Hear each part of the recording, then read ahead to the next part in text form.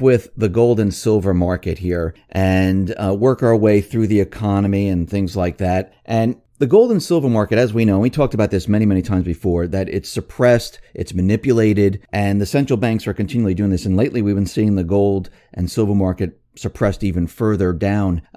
Are they doing this? Are they pushing this down right now because they know that something big is on its way and they're trying to keep people out of the precious metals market for maybe the last time here? Well, yeah, there is something on fire. You can't even say it's behind the scenes. The emerging markets are on fire. I mean, if you look at their credit markets, you look at their currencies, they're imploding all over the world.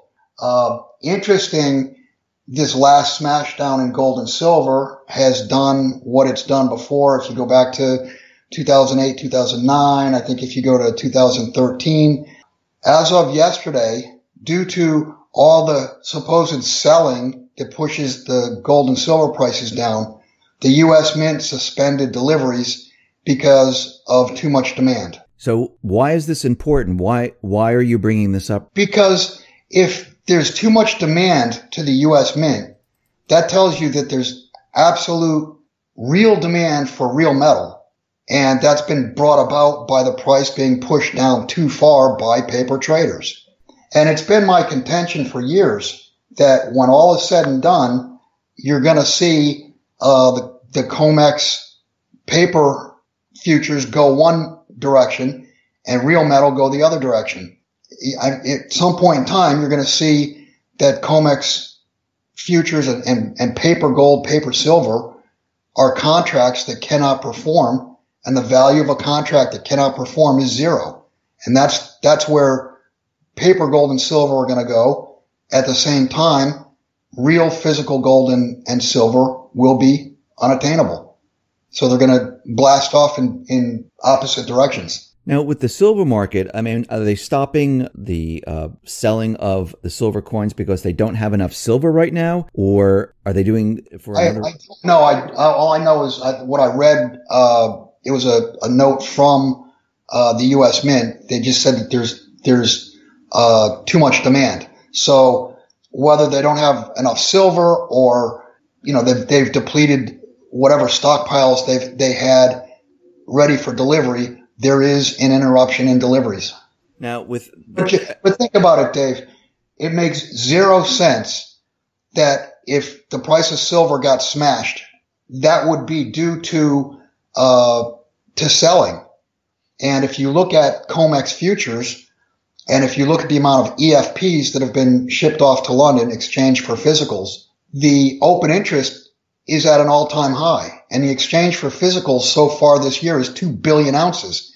There is not 2 billion ounces anywhere on the planet, probably in the history, in all of history, including the Manhattan Project, that could be delivered. So it's a paper game. It's a fraud. It's an outright fraud.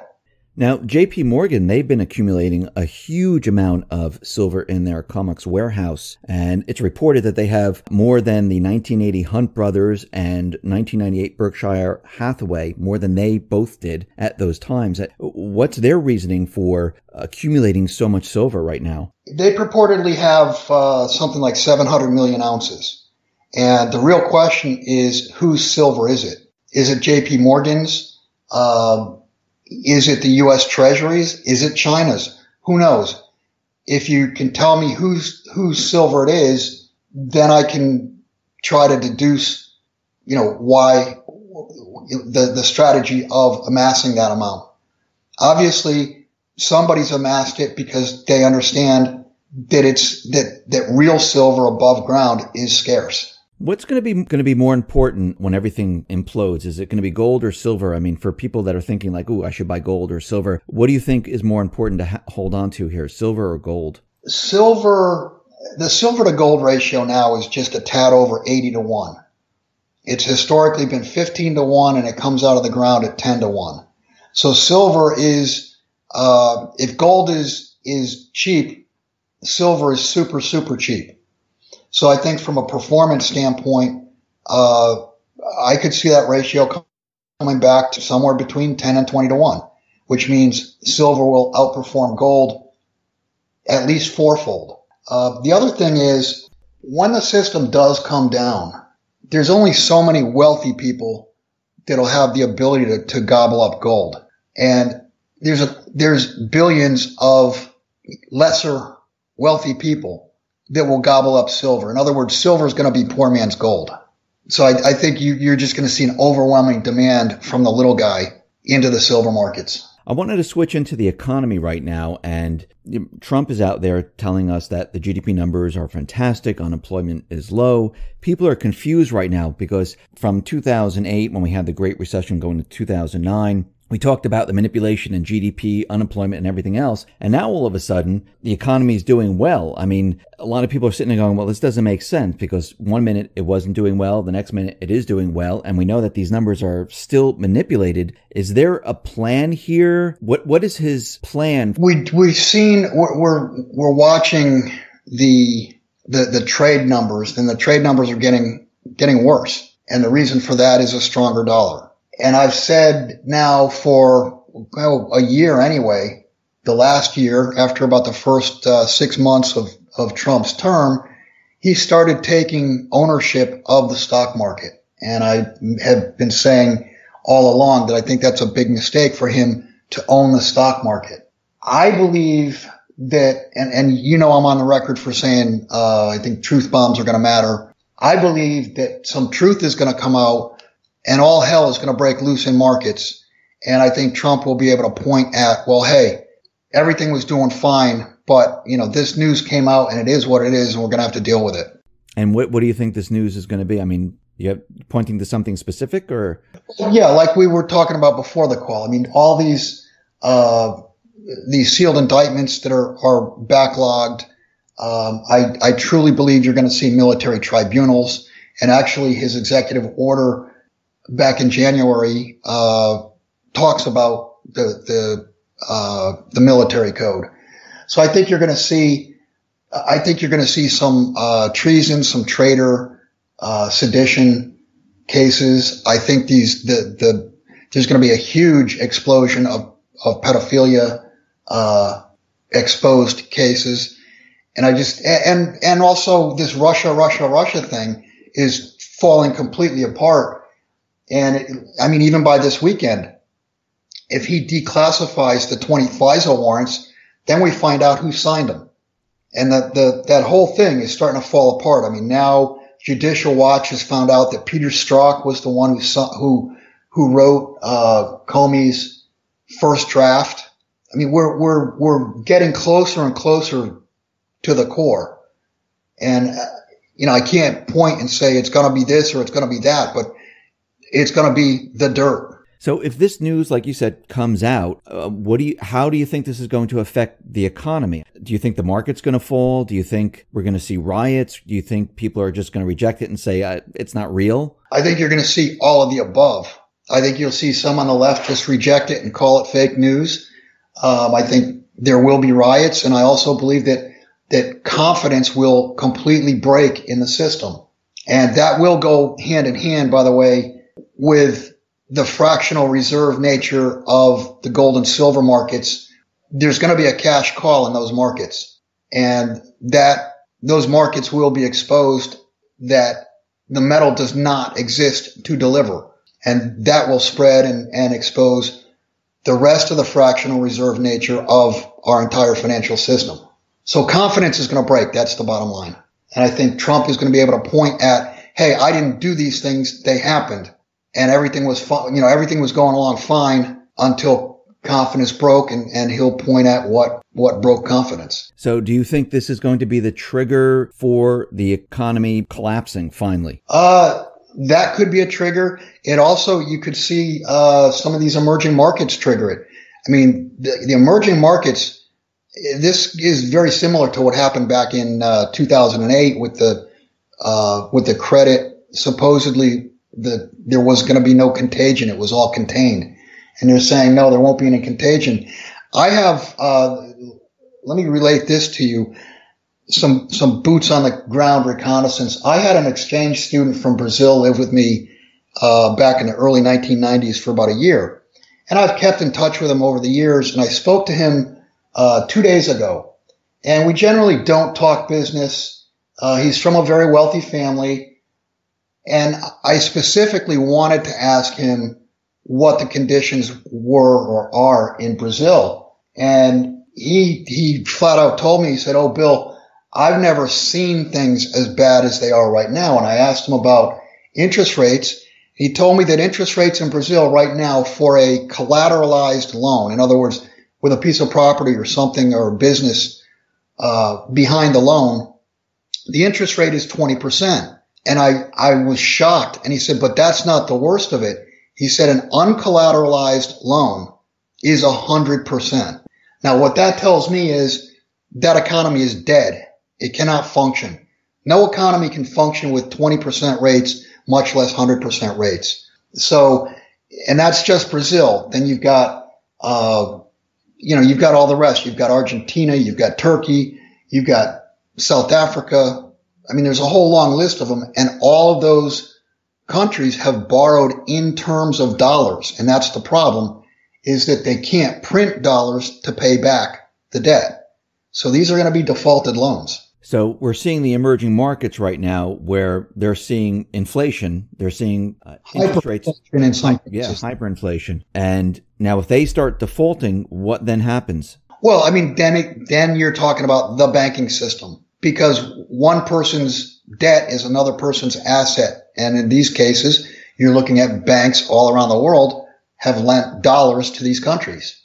And interesting, as of today, emerging market stock markets as a whole have entered a bear market in their own currencies. So let me just go back to the news about the Pfizer warrants and stuff like that. Now, when the rest of the world hears about this and hears, the corruption and what's going on here, will other countries look at this and start to lose faith in the U.S., in the U.S.'s economic system, the Fed, and everything else that's here? Exactly. I mean, think about it. If you're a foreigner and you have capital in the United States and you find out proof positive how dirty the United States has been, what are you going to do with your capital? You're going to move it somewhere else. So if capital is pulled out of the U.S., this will just make matters worse then. Yeah, of course.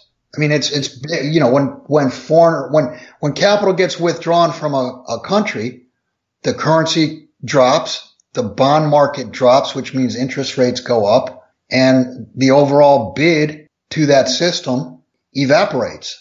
So what you've got is sellers of dollars and dollar denominated assets that were not, they sat in dollar denominated assets for years and years, but now they will become sellers.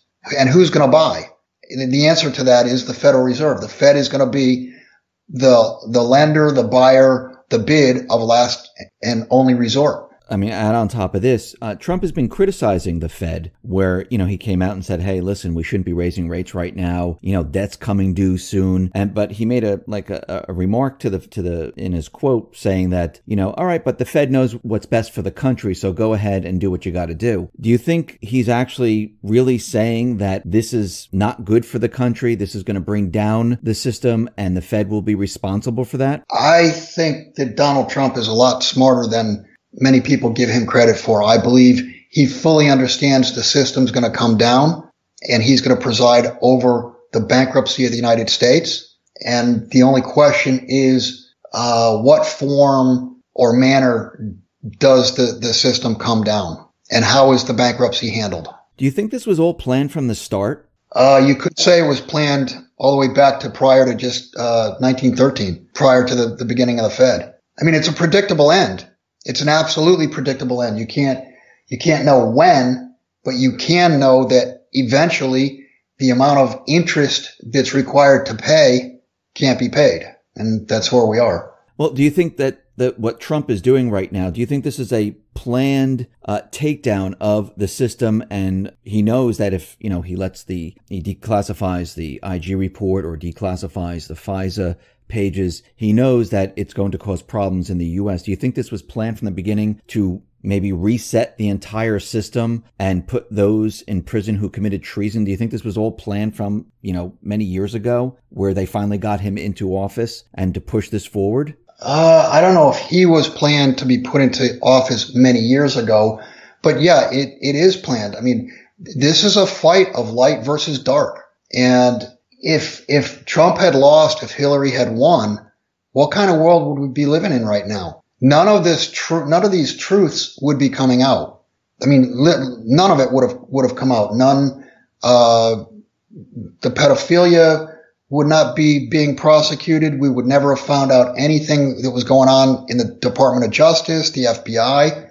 And now we're getting pretty close to some very real and ugly core truths. So, I mean, we wouldn't have gotten here. And I do want to say, now that we're on the second Supreme Court, nomination by Trump, I said last year that him nominating and getting Gorsuch as a conservative on the Supreme Court, really that was my only hope during that election, was that Trump would win, so that, because Scalia was already dead. It was an 8-8 Supreme Court, and whoever won the presidency was going to tip the Supreme Court one way or the other. So now he's on his second pick. And at the time a year ago, I made the comment that, that's all I could have hoped for during the 2016 election. And now it looks like, it really looks like the war between light and truth, or light and darkness. And it looks like the truth is starting to be extracted, and darkness is going to lose. So when all this news comes out, how do you think the American people are going to handle this? Do you think we would actually enter into some type of civil war or something like that? Yeah, I think it will become complete pandemonium, every man for himself. I think the financial system is going to break down from a mathematical standpoint. That's the first thing. And then from a social standpoint and a divisiveness standpoint, look at where this country is now versus where it was, say, 20 years ago. You have the racial divisions, you have religious divisions, you have, they want to say that there's 23 different sex genders. We're living in a crazy world where the right believes they're correct, the left believes they're correct, and hard and fast, there's no changing any minds. And on top of that, when the financial system comes down, how do you think people are going to react when they're hungry? They're pissed off already. So if somebody's pissed off to begin with and then you make them hungry, what are you going to have? Is there anything that the Fed or Trump can do to maybe reboot the system? Is it possible? No, I don't. In my opinion, no. Go back to what we were just talking about. From a mathematical standpoint, it's not rebootable. They rebooted it back in 2008, 2009. And they did that by completely blowing up central bank and sovereign treasury balance sheets. There's no one out there that can step up and reflate the system. So all they can do is monetize, which creates hyperinflation. And if hyperinflation was great, then, Venezuela, Zimbabwe, et cetera, would be great places to live. They're not. And then you add on top of that the fact that not just this nation, but the world is so divided. When the financial system comes down and credit breaks, distribution will break down. I've talked about that many times. When distribution breaks down, goods are not going to make it to stores. And the old saying, you wake up every morning and you're only 72 hours away from complete anarchy. That's 3 days of not having meals. How does Trump, the administration, or if the Fed is still there, how do they reset the system? Is it just going to, they're going to say, okay, we got to do away with what we have now and we have to bring a new system online? What do they do at this point? In order to create a new system, you got to you got to let the old system fail. And the next banking system, whatever it will be, I firmly believe will have currencies that are backed, not convertible, but backed on a ratio basis by both gold and silver. And if you look at what Russia and China and a lot of other countries in the world are doing, they are accumulating gold. And that tells me that the next banking system is basically going to be it'll be like a ballroom where countries enter, and the lady with the biggest gold necklace is going to be the most respected. So you don't think that the IMF is going to use the SDR to be like the next reserve currency? I think they're going to try. I believe there's going to be 2 resets. The first one's going to fail. And the first reset more than likely will be the SDR. But what is the SDR? It's a basket of fiat currencies. So, I mean, that's like one drunk trying to hold up another drunk. So, I mean, since China and Russia have a lot of the gold, has Trump tried to get any gold back, or do we have any gold? I can't answer the first question. I don't know. The second question is, from all the evidence I've seen, it looks like the U.S. has over many, many years bled dry our vaults. And if there is any gold left in Fort Knox, West Point, etc., it's probably encumbered. In other words, it's lent out. Now, if that's the case, what happens when we try to reset the system? If you're saying we're going to be on like a gold back type of system and the U.S. has very little or no gold whatsoever and it's lent out, and China and Russia have all the gold, what is the U.S., what do we do at that point? We got a big problem, don't we?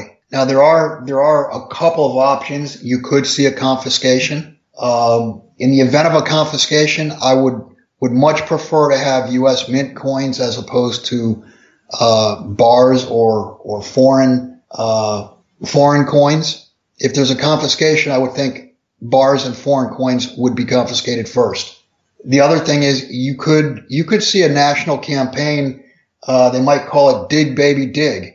In other words, start digging up the gold and silver reserves in the United States that would have to be sold to the Treasury at some market price. But it could become a national campaign to fill up, to catch up to the rest of the world.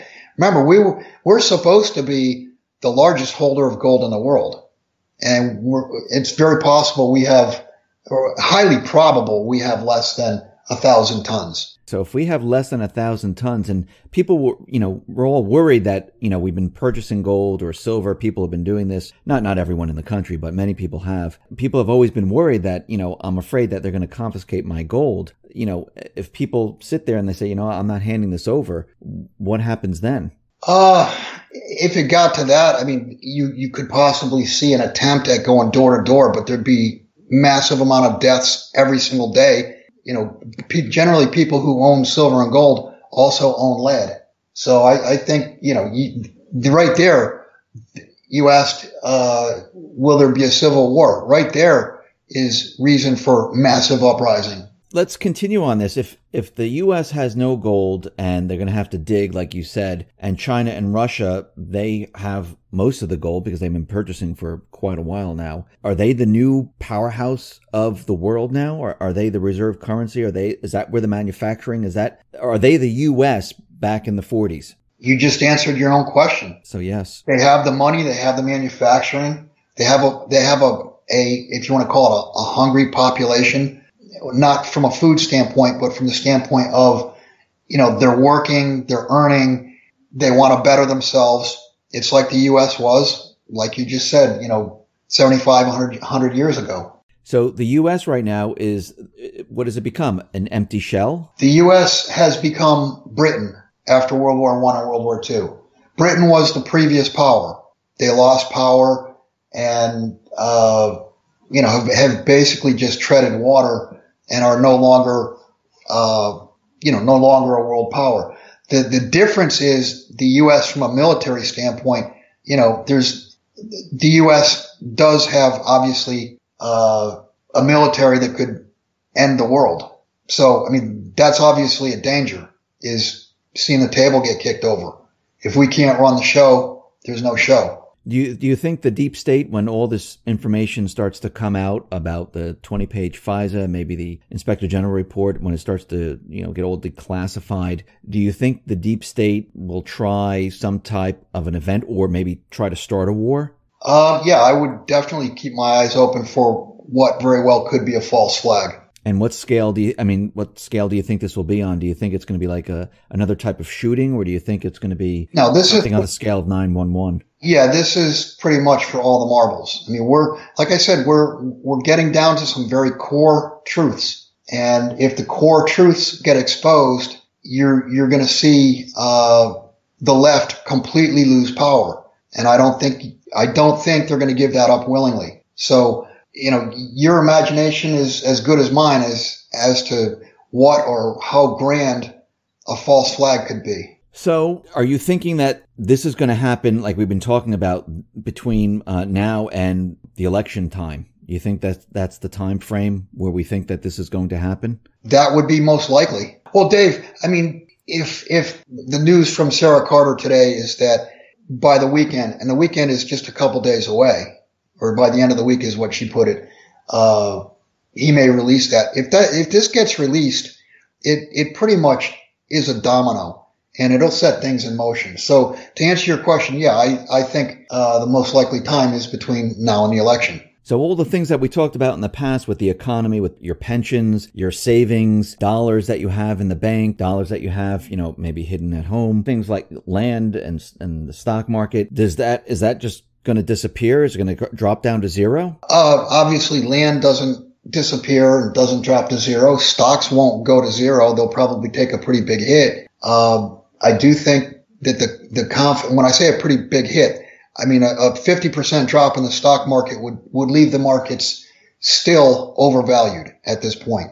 I think you're going to see the dollar get smashed versus international currencies and completely collapse versus silver and gold. And I also think you're going to see interest rates break free from the Fed and trade at much higher levels in order to attract capital to the United States. And you think this is when all the manipulation comes to an end, like with gold and silver? Right. Markets will overpower the derivatives that are being used by the ESF, the plunge protection team, etc. And the value of gold and silver, where do you think, I don't need an exact amount, but where do you think this is going to go? Because right now, what is silver, like 14, 15, and gold is around 1,200. Is it going to go up a lot, or? Dave, I did a mathematical equation. If you took the 21 trillion that the U.S. owes and divided that by the amount of gold that we supposedly have, and that's a big assumption because, like we were just talking about, I don't think the gold's there. But assuming it is there, you come up to a number of $87,000 per ounce. And that's just to cover the 21 trillion of debt.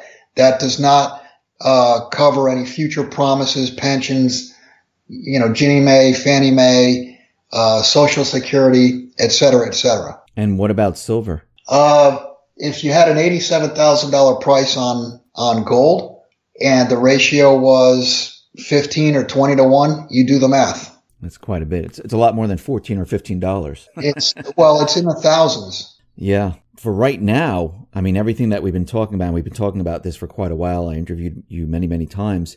We're coming down to... It's coming to a head, Dave. Yeah, it's all coming to a head, and we're going to be seeing this happen very, very soon. I think so. Well, Bill, thank you very much for being on the X22 Report Spotlight. Once again, how can people see your work? You can go to www.jsmindset.com. And I just wanted to let everyone know that I'm going to be on Bill and Jim's YouTube channel. We're going to be recording next Wednesday at 4:30. Is that live, or is that a recording? No, we're going to record it. We'll do it as a YouTube, or we end up doing it as a Vimeo if YouTube takes us down again. Yeah, and this will be, we plan to interview you, Dave, Greg Hunter, Sean from SGT, and also Dr. Dave Janda. Basically, the topic is going to be censorship. And who else better to ask than you guys? Because, you've been censored, taken down, put back up, threatened, you name it. So, right. And anything and no holds barred, basically. Bill, once again, thank you very much for being on the Spotlight. I really appreciate it. Thank you very much. Thank you, Dave.